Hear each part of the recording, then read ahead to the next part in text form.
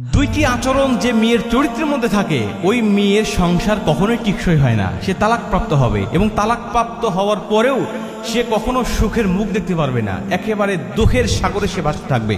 মানে সুখী লাইফ সে বিলং করতে পারে না। এই দুইটা চরিত্র বা দুইটা আচরণ যে মেয়ের মধ্যে থাকবে। এর মধ্যে এক নম্বর হলো নাশুকরি করা। নাশুকরি করা, আল্লাহ যেটুকু তাকে দিয়েছে এটুকু সে সন্তুষ্ট না হওয়া।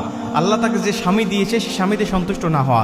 আল্লাহ তার স্বামীকে যেটুকু রিজিক দিয়েছে, যেটুকু সম্পদ দিয়েছে, ওই সম্পদে সে শুকরিয়া না করা, সন্তুষ্ট না থাকা। এই নাশুকরি করা বান্দা বান্দিদেরকে আল্লাহ পাক কখনো সুখের মুখ দেখায় না।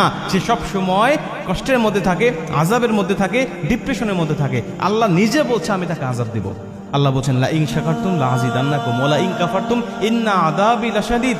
আমি আল্লাহ তোমাকে যেটুকু দিয়েছি, আমি আল্লাহ তোমাকে যে স্বামী দিয়েছি বা স্বামীর যেটুকু সম্পদ দিয়েছি ওইটুকু তুমি শুকরিয়া করো।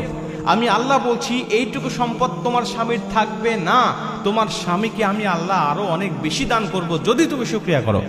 আর যদি না করো তাহলে যেটুকু দিছি না এটুকু কেড়ে নেব। শুধু কেড়ে নিয়ে ক্ষান্ত হব না, ইন্না আযাবি লাশাদীদ, আমি আল্লাহ তোমাকে আযাব দেব, আমি আল্লাহ তোমাকে শাস্তি দেব। কি শাস্তি হবে? হতে পারে তোমার সংসার বিচ্ছিন্ন হয়ে গেছে, তালাকপ্রাপ্ত হয়ে যাবে এবং তালাকপ্রাপ্ত হওয়ার পরেও তুমি সুখী লাইফ পাবে না। এই সুখী লাইফ তুমি বিলং করতে পারবে না। আমি আল্লাহ পাক তোমাকে ইন্না আযাবি লাশাদীদ, কঠিন আযাবের মধ্যে গ্রেফতার করব। তোমাকে শুধু দুনিয়াতে নয়, দুনিয়াতে তো কষ্ট পাবে, দুনিয়াতে শাস্তি পাবে এবং আমার নিয়ামতকে অস্বীকার করার কারণে কিয়ামতের ময়দানেও তোমাকে আসামির কাঠগড়ায় উঠতে হবে। প্রিয় ভাই, আপনি চিন্তা করতে পারতেছেন আল্লাহ নিয়ামতের শুকরিয়া না করলে কি হতে পারে? আল্লাহ আপনাকে যার সাথে জুটি রেখেছে, যে আপনার স্বামী হিসাবে আল্লাহ আপনাকে যাকে কবুল করেছে, আপনার স্বামীর জন্য আল্লাহ যেটুকু নিয়ামত রিজিক বরাদ্দ রেখেছে এটুকুতে আপনি সন্তুষ্ট নয়। আল্লাহ পাক আপনাকে সেটুকু কেড়ে নিচ্ছে এবং আপনাকে আযাবের মধ্যে, আপনাকে কষ্টের মধ্যে আল্লাহ পাক ফেলে দিচ্ছে। এজন্য আল্লাহ আপনার স্বামীকে যেটা দিছে, আল্লাহ আপনাকে যেমন স্বামী আপনার কপালে জুটাইছে, হতে পারে সে কালো, হতে পারে সে খাটো, হতে পারে সে অনেক শারীরিক সমস্যা তার মধ্যে রয়েছে, কিন্তু তারপরেও আপনি আল্লাহর শুকরিয়া করবেন যদি আপনার সাথে কোনোভাবে চলে যায়। একেবারে যদি না যায় তাহলে সেক্ষেত্রে ইসলাম অবশ্যই আপনাকে স্বাধীনতা দিয়েছে, সেপারেট হওয়ার মতো সুযোগ আপনার জন্য রেখেছে, এটা আপনার ভিন্ন বিষয়। কিন্তু আপনি যদি তাকে হালাল ইনকামে সন্তুষ্ট নয় এবং হারাম ইনকামের প্রতি আপনি তাকে উদ্বুদ্ধ করেন, আপনার পাশের বন্ধু, আপনার কলিগ এত টাকা ইনকাম করে, ডান বাম থেকে সে নেয়, আর আপনি হালাল পথে 2 টাকা ইনকাম করেন, এটা দিয়ে কি হবে? আমাদের তো লাইফ আছে, ছেলে মেয়ের ভবিষ্যৎ আছে, বিভিন্ন কথা বলে আপনি তাকে হারাম দিকে নিয়ে যাচ্ছেন। এই হারাম আপনাকে আরামে থাকতে দেবে না। এই হারাম আপনার সুখী জীবনটা কেড়ে নিবে এবং কঠিন আযাবের মধ্যে আপনাকে রাখবে।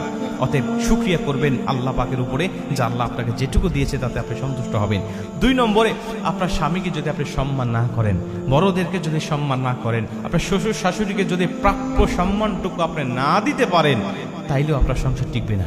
কেন টিকবে না জানেন? শুধু টিকবে না তা নয়, আল্লাহ নবী বলেন মাল্লাম ইয়ারহাম সগীরনা ওয়ালাম ইউয়াক্কির কাবীরনা ফালাইসা মিন্না।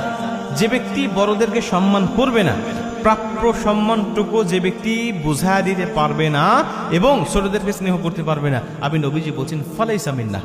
আমি নবীজি বলছি ফালাইসা মিন্না, সে আমার উম্মতি না, আমি তাকে উম্মত হিসাবেই স্বীকার করবো না কিয়ামতের ময়দানে। সে অনেক সওয়াব অর্জন করছে, নামাজ পড়ছে, রোজা রাখছে, হজ করছে, যাকাত দিছে, তার সওয়াবের কোনো অভাব নাই, কিন্তু সে ব্যক্তি আমি নবী সাল্লাল্লাহু আলাইহি ওয়াসাল্লামের উম্মত হিসাবে গণ্য হবে না, কারণ সে বড়দেরকে সম্মান করতে পারে নাই। অতএব আপনার স্বামী নিশ্চিত আপনার বড়, সে হোক বয়সে ছোট হলেও আপনার সম্মানের সে বড়, আপনার শ্বশুর শাশুড়ির সম্মানের বড়, আপনি তাদেরকে সম্মান করেন, আপনি তাদেরকে প্রাপ্য সম্মানটুকু বুঝিয়ে দেন। আর যদি স্বামীর সাথে খারাপ ব্যবহার করেন, আচরণ করেন, তাহলে সংসারও টিকবে না এবং আপনি কিন্তু আপনার সুখী লাইফ আপনি বিলং করতে পারবেন না। অশান্তি আপনার জীবনের লাইফে চলে আসবে। এর জন্য সুখী জীবন পেতে চাইলে আল্লাহর শুকরিয়া করবেন এবং আল্লাহ যেটুকু দিয়েছে এটুকুতে সন্তুষ্ট হবেন। স্বামীকে সম্মান করবেন, বড়দেরকে সম্মান করবেন, ছোটকে স্নেহ করবেন। দুনিয়াতে সফল হওয়ার জন্য এর থেকে বেশি কিছু প্রয়োজন নাই ভাই।